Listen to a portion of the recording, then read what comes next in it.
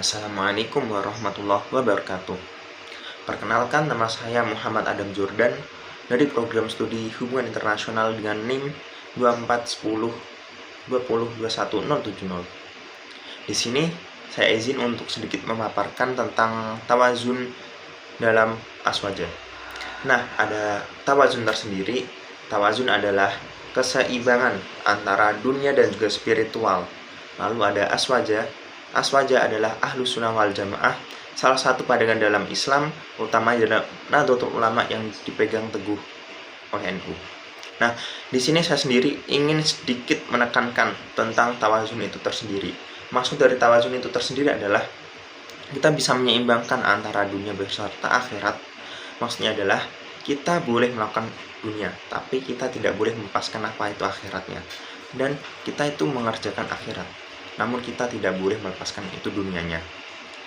Di sini antara dunia dan akhirat itu saling berikatan, karena kita dunia kita melaksanakannya kali ini seperti kita bersosialisasi dengan masyarakat, lalu kita melaksanakan hidup, terus kita beribadah nanti itu di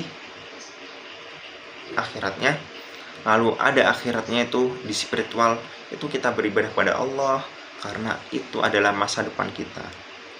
Nah, saya hanya sedikit memaparkan tentang itu. Namun di sini saya lebih ingin bercerita. Ini ada suatu kisah tentang Imam Syafi'i dan juga Imam Maliki selaku guru dari Imam Syafi'i. Nah, ceritanya bermula dari Imam Syafi'i yang bertanya kepada Imam Maliki, "Wahai guru," yaitu Imam Maliki, "wahai guru, bagaimana sih rezeki itu didapatkan?" Sedangkan Imam Malik menjawab, "Wahai muridku, rezeki didapat ketika kita beribadah. Kita mau melakukan apapun itu, kita akan tetap mendapatkan rezeki itu. Kita melakukan usaha apapun itu, tetap kita akan mendapatkan rezeki tersebut. Rezeki tidak akan pergi kemanapun itu." Sedangkan Imam Syafi'i ingin menyanggah, bagaimana sih kok bisa gitu. Sedangkan Imam Syafi'i itu menyanggah dengan seperti ini, "Wahai guru, bukankah kita mendapatkan rezeki dengan cara kita bekerja keras?" Nah, dari sini bisa kita dapatkan bahwa Imam Maliki itu sangat menekankan aspek spiritual, sedangkan Imam Syafi'i itu menekankan aspek duniawi atau kerja kerasnya itu. Lalu dengan sangat ingin membuktikan, Imam Syafi'i pergilah beliau ke suatu kebun. Esok harinya itu beliau membantu para petani yang sedang memanen kurma, lalu membantu yang lain-lain. Nah, beliau membantu dengan sangat keras sehingga beliau selesai dengan cepat ketika siang hari. Sedangkan Imam Maliki tetap di pondoknya, beliau mengajar, belajar, dan lain-lain. Nah, setelah Imam Syafi'i setelah melakukan memanen kurma dan juga membantu-bantu para petani, beliau dikasih upah oleh para bosnya itu, "Nih, wahai Syafi'i, ini kuberikan kepada engkau karena engkau telah membantu kami dalam memanen dan juga lain-lain. Inilah yang kami berikan kepada kami." Baik, dengan rasa bangga Imam Syafi'i merasa bahwa opininya itu benar, karena dengan kerja keras kita bisa mendapatkan apa yang kita inginkan. Sedangkan Imam Maliki tetap berada di pondoknya. Nah, dengan rasa bangga Imam Syafi'i pergilah ke tempatnya Imam Maliki.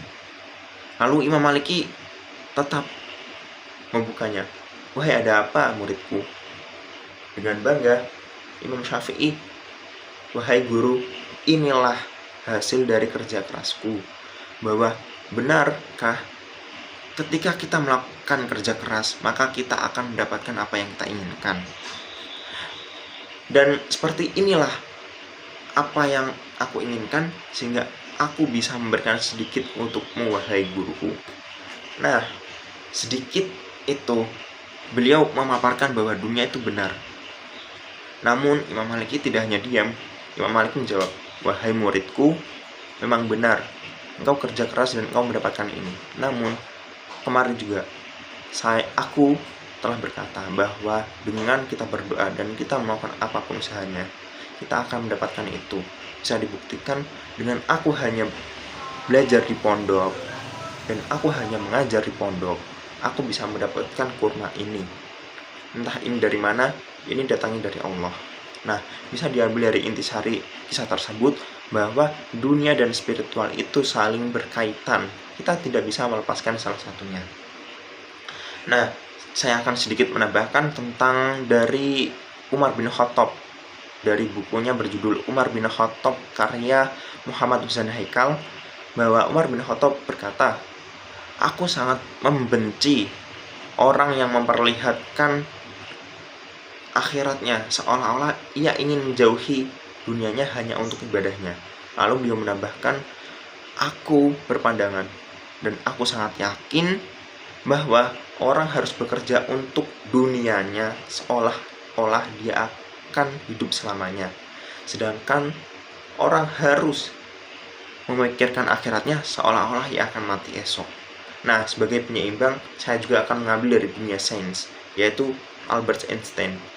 Beliau berkata bahwa sains tanpa agama adalah pincang, sedangkan agama tanpa sains adalah buta. Sekian, itu mungkin sedikit dari saya. Saya hanya sedikit memaparkan, lalu saya menceritakan dan mengambil intisari.